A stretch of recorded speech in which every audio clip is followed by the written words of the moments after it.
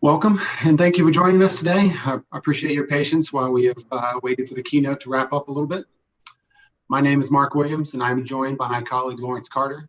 For this session, we are going to discuss how some various public and private entities have partnered with RMS to leverage private sector science, advanced modeling and analytics to build resilience and ultimately better prepare for future disasters.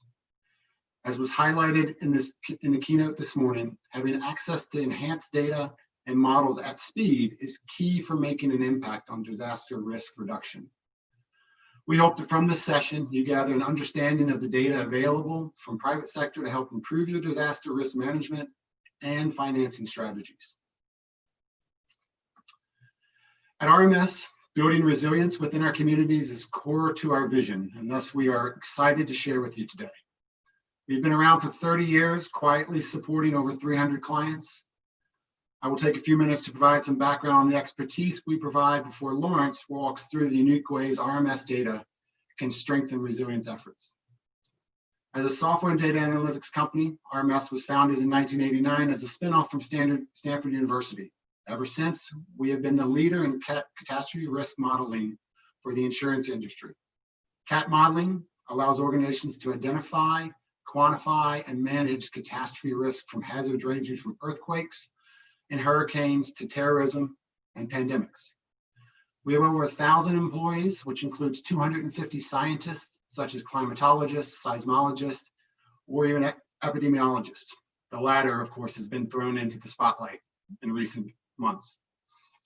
The science is then combined with technical experts providing cloud, big data, and machine learning knowledge to power our industry-leading models. RMS supports numerous organizations across the globe. After initially starting in the insurance and reinsurance industry, we have grown to support leading organizations in multiple areas, including governments, NGOs, corporates, and various financial and capital markets. Within the $1.2 trillion insurance industry, RMS largely operates behind the scenes, providing the expertise that public tools are not able to deliver. Today, many governments and corporations now trust RMS to provide decision-useful information against a variety of complex organizational challenges. We've supported clients across many different industries and partnered with leading architectural and engineering firms who are often tasked with implementing the resilience measures in your communities. We'll discuss a few of these projects and the success that these clients have seen in the coming slides. The term model, I feel like, has gained a lot of significant attention over the last few months. As mentioned, we've been developing this for 30 years, so this isn't new to us. The global scale of our 400 models represent the industry-leading view of catastrophe risk across the world. We're continuing to release new capabilities within our models that provide granularity unmatched by the market. Our models cover 15 different hazards or perils, including both natural and man-made catastrophes. The question that is becoming more central for building resilience, and why a lot of us are on these calls, is why are CAT models and data important? I want to take a few minutes to look over some of these numbers. Unfortunately, as you likely expect, no region within the US is 100% safe from a catastrophic event. And recent trends indicate greater stress on an already taxed system. As you can see in that first block, there have been approximately $1.7 trillion in weather and climate-related damage since 1980. But over the past 2 years, there's been $136 billion.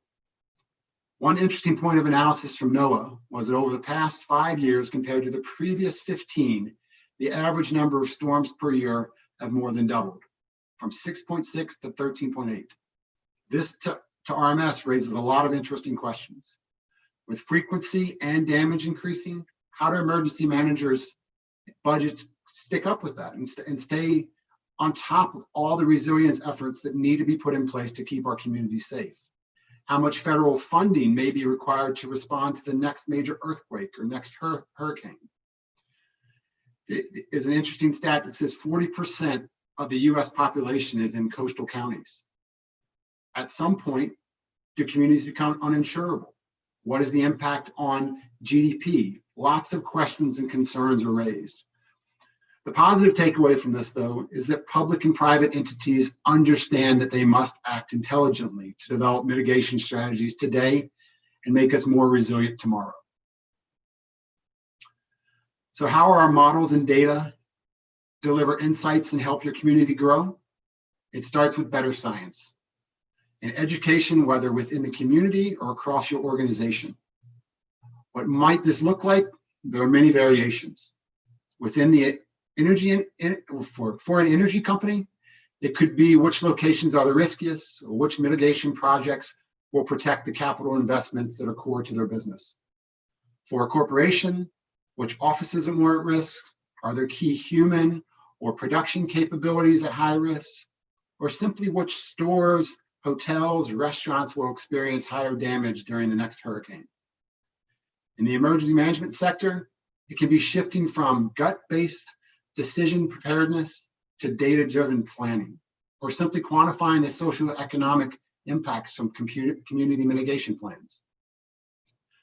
At RMS, we don't use deterministic modeling and aim to go beyond the historical record. RMS leverages probabilistic modeling and builds tens and thousands or millions of simulations of what has not yet happened or could happen. We can say at any moment in time what is most likely to happen, which can help enable organizations to more directly plan a response, identify funding, and implement mitigation resources. Before I transition to Laurence to take us through some real-world examples of resilient solutions and financing approaches, I'd like to share RMS's risk management lifecycle. It has 4 key components. The first, identify how likely is an event to occur. Can you make a plan for the future when the risk is unknown? At RMS, we aim to educate you on the likelihood of something bad happening. Number 2, quantify. We know that there will be another event. When it occurs, how big or small will it be?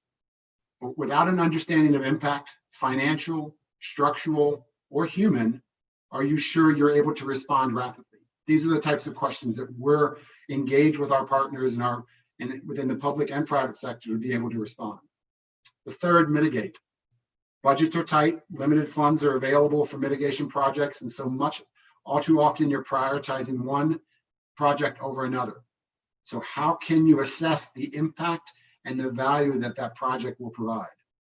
Knowing the saving from mitigation projects that we've seen from the investments, what we do today or don't do impacts tomorrow. And lastly, transfer. When all risk can't be mitigated, how can you protect yourself? Beyond insurance, what capital will you have access to when the next event occurs? Should you seek additional financial coverage? The next few slides that Laurence are going to walk through give perspective as it relates to this life cycle. At any given point, you're going to, organizations need to have a better understanding of what's at risk, from what types of risks they're exposed to, the types of buildings they're going to be impacted, and ultimately what they should do about it. So Laurence, if you'll take some time to walk through some slides, and we'll take any questions you guys have at the end. Thank you. Thank you very much, Mark. So starting with an example of where we've employed risk identification.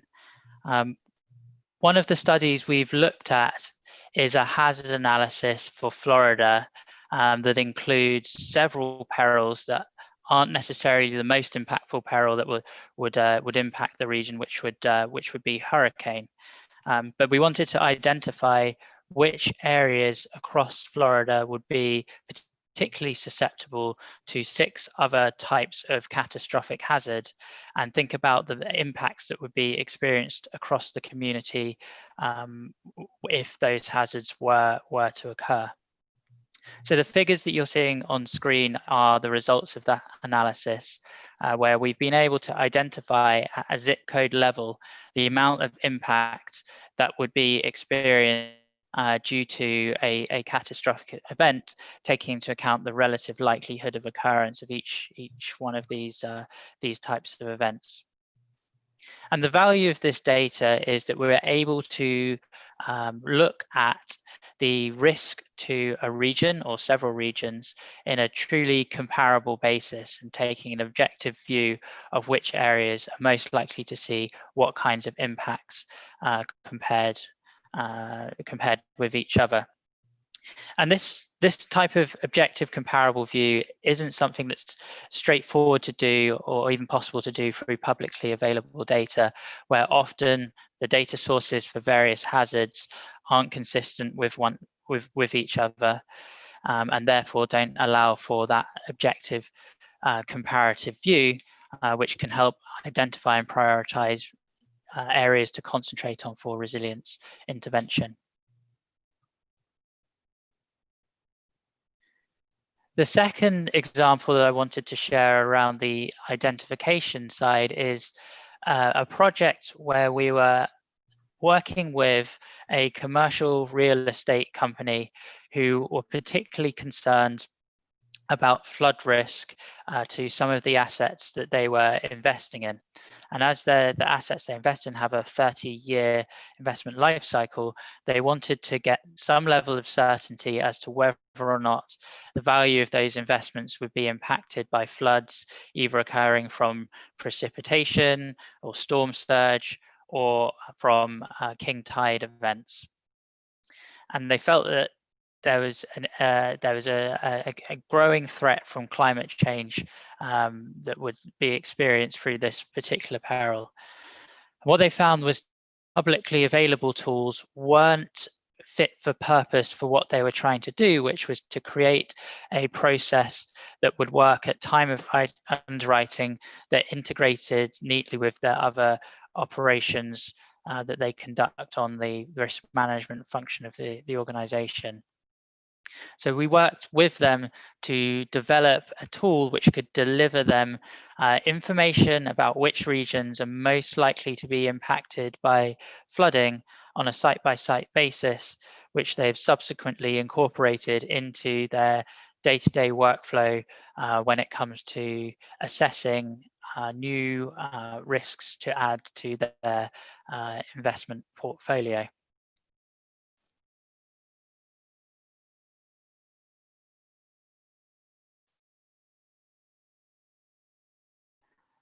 And then jumping from the identification side onto the quantification side. So this is where we start asking questions like, how big could the problem be if a large event would occur?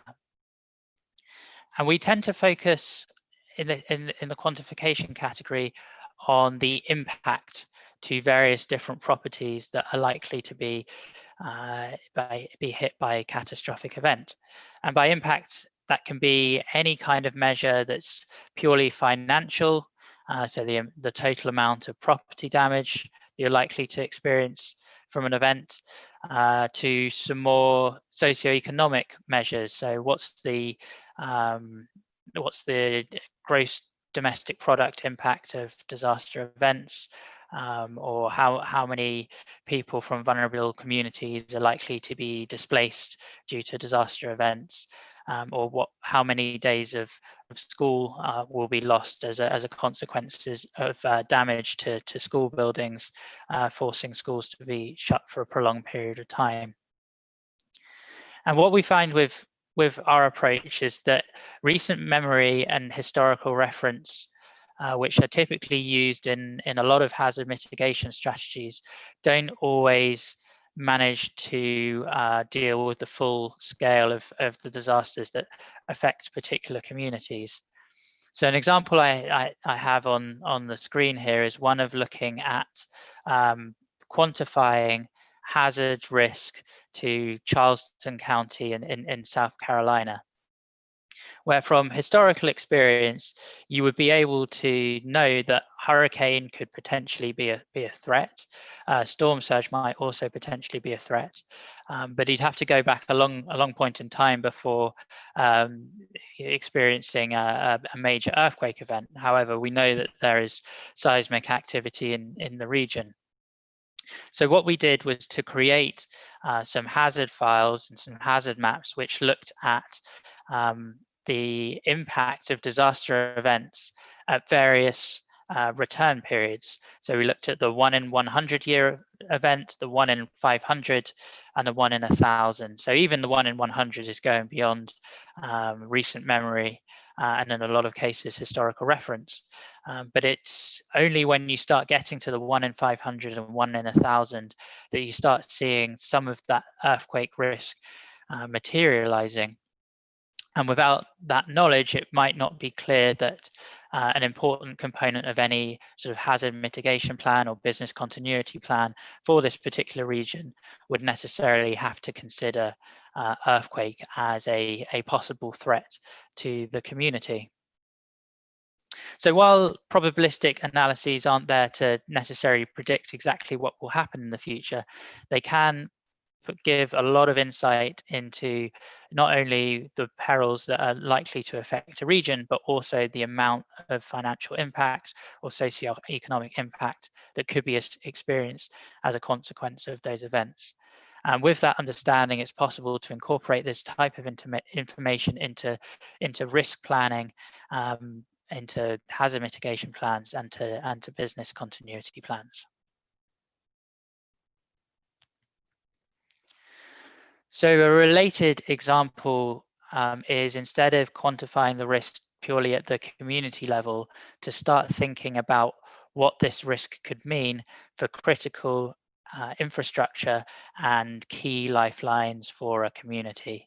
So in this particular analysis, we looked at all of the critical infrastructure that exists within Charleston County, and asked ourselves questions like which fire and rescue stations have the highest amount of risk, which particular hospitals are most likely to be impacted by a particular type of hazard event, and if that hospital is impacted, for how long will they see business disruption for, and what will that mean in terms of the number of beds of reduced capacity that is likely to be seen as a consequence of the disaster event. And this type of analysis can really help to highlight which critical lifelines are most vulnerable to disaster events, and therefore can help communities think about how to prioritize those critical assets for resilience intervention measures, and to help think about contingency plans for how a community can get back up on its feet quickly should a disaster event occur. And the same types of stories can be seen for corporate entities who themselves depend on much of this critical infrastructure for their own revenue and economic performance. And this type of analysis can help highlight which of those assets the entities are most dependent on, and therefore how a corporate can protect itself from damage and disruption, not to their own facilities, but to those that they depend on in order to conduct business.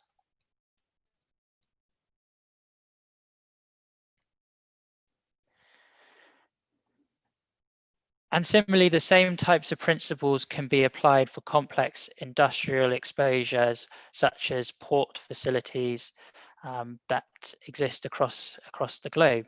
So in this particular study, we use private sector data in order to identify and quantify the risk to some of the largest ports across the globe. And in this particular analysis, we were looking at the three perils of earthquake, windstorm, and storm surge, and we're looking to identify which ports around the globe could see the same types of damage and disruption that the ports of New York and New Jersey witnessed during Hurricane Sandy. And we actually found that several ports globally could experience the same or even greater disruption due to catastrophic events.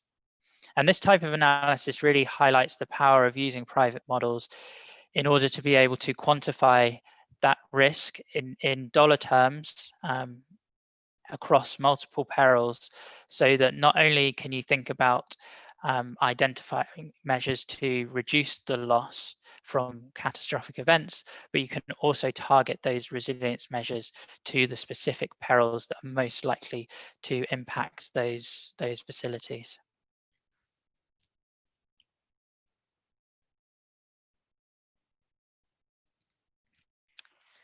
Okay, so now we've demonstrated that it's possible to quantify some of these losses. What can we actually do about reducing them, which is the main question that I'm sure you'd be looking to resolve. So just to show you an example of where private sector modeling data has been used to inform how a public entity should best go about enhancing the resilience of the community. A number of years ago, we were working with the city of Berkeley in California, who were considering how to best protect their residents and their communities from earthquake risk due to a major fault on the Hayward fault, or a major earthquake on the Hayward fault in California. And to summarize the decision that they were looking to take, they had several buildings that they designated as earthquake shelters across the city. And they were trying to determine if it would be most cost effective to either retrofit those pre-existing earthquake shelters or to go and build new earthquake shelters that would be designed to be fit for purpose for protecting or for safeguarding residents following a major earthquake event. So using advanced scientific models and data, Berkeley were able to identify that on average, the buildings that they designated as their earthquake shelters were more vulnerable than the average building stock in the community. So they would likely perform worse than average residential buildings in the area.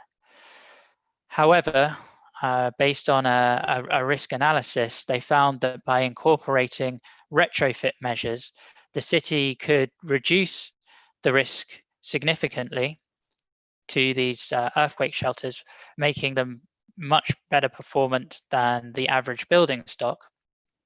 And then by factoring in the cost of retrofitting versus the cost of building new shelters, they found that it would be significantly cheaper. So you get a much better return on investment by retrofitting the pre-existing shelters versus going out and building new shelters.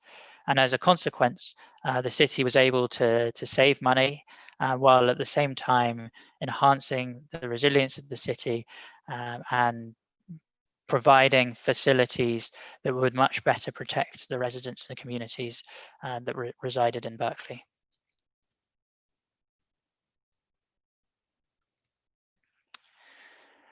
Another example is around how risk models can be used to help design some of the resilient or some of the mitigation measures that could help protect a community. So following Hurricane Sandy, Hoboken was keen to explore options that might help enhance the resilience of the city to future storm surge events. So one of the things they wanted to look at was to see how much protection they could potentially get from incorporating and building a seawall along the coastline to protect the community. And they wanted to consider various heights of seawall that would provide differing levels of protection, but would also cost differing amounts to implement.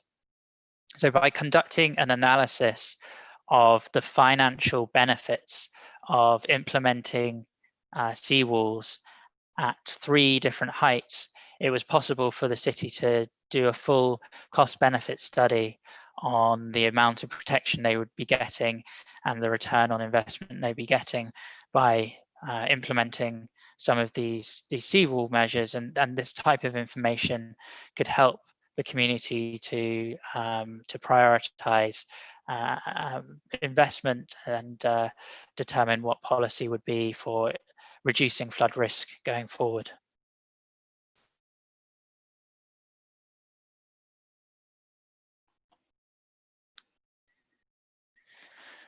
So moving away from the mitigation and towards financing, which can be another powerful or another set of powerful insight that models can provide help around. So an example that we see fairly regularly is around helping corporations to define what their risk transfer structure looks like.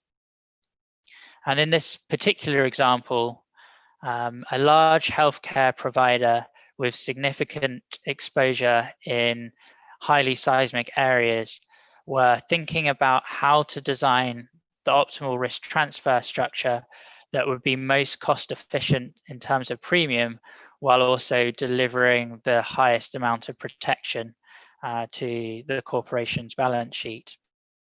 So they were considering, or they were trying to decide between multiple options to pursue in order to get the insurance that they required.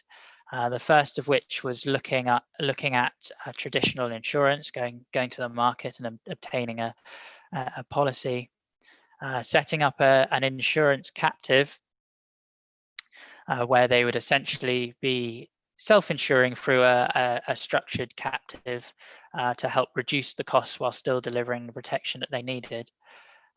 Or issuing a catastrophe bond and leveraging the capital or finance from the capital markets in order to protect their facilities from extreme financial loss. They found that the best method for evaluating or determining which route was to look at data from catastrophe models, and specifically looking at an analysis of earthquake risk or the financial consequences of earthquake that they might experience from a catastrophic event. And through this process, they were able to determine that setting up an insurance captive would be the most financially efficient way for them to protect themselves from this type of peril. And using catastrophic models, they were able to determine what the annual premium they should be paying to the captive should be. And it also enabled them to allocate premium back down to the individual assets that they owned and operated, which help them with their localized accounting for some of these facilities.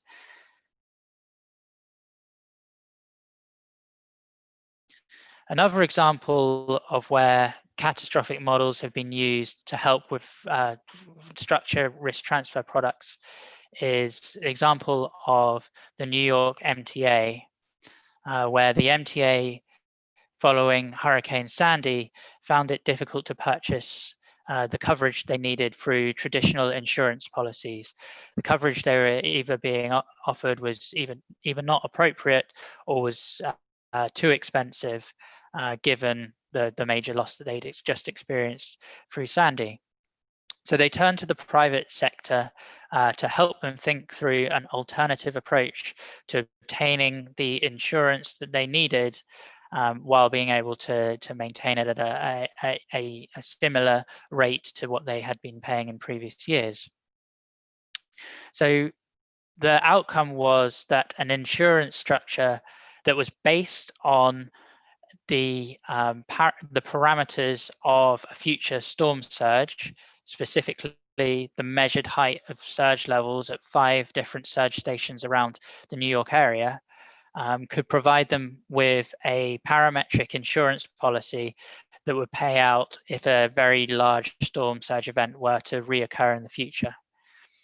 And not only did this provide the coverage that the MTA needed, by structuring a policy based on a parameter of an event rather than on the loss of the, it meant that should a large event occur, the payout from the insurance policy would come a lot quicker than would be expected under a traditional insurance policy, meaning that the MTA would get an injection of liquidity following a major disaster event.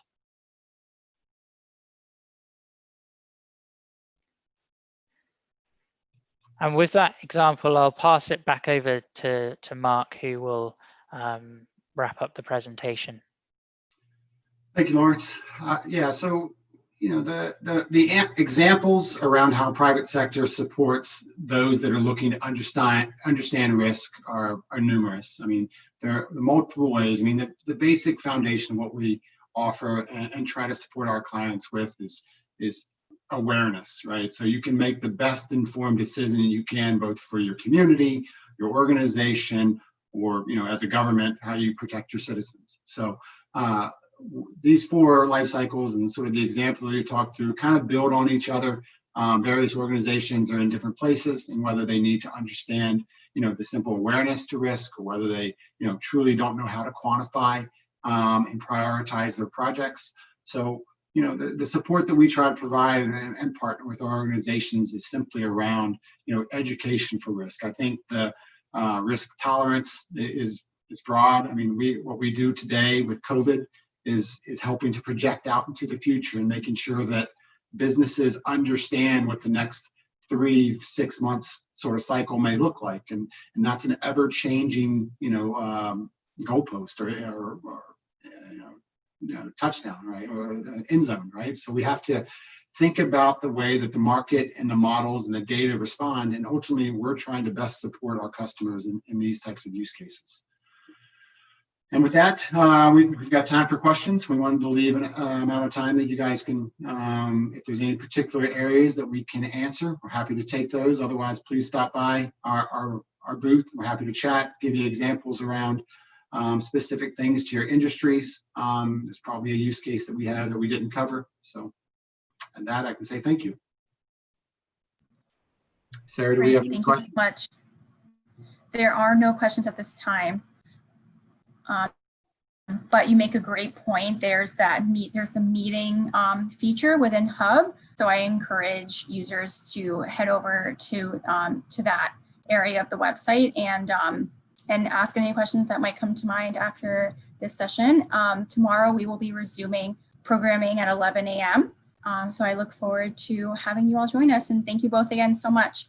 Yeah, and I'd like to say I encourage folks to join the keynote where they're talking about the BRIC financing and the options that are coming out of the federal government. The data that we provide is what's used in a lot of cases to help people understand and go after some of those mitigation projects. So if you're struggling with that, those are areas by which you might seek partnerships in the private companies or consulting companies that operate in the emergency management space. So happy to talk through those.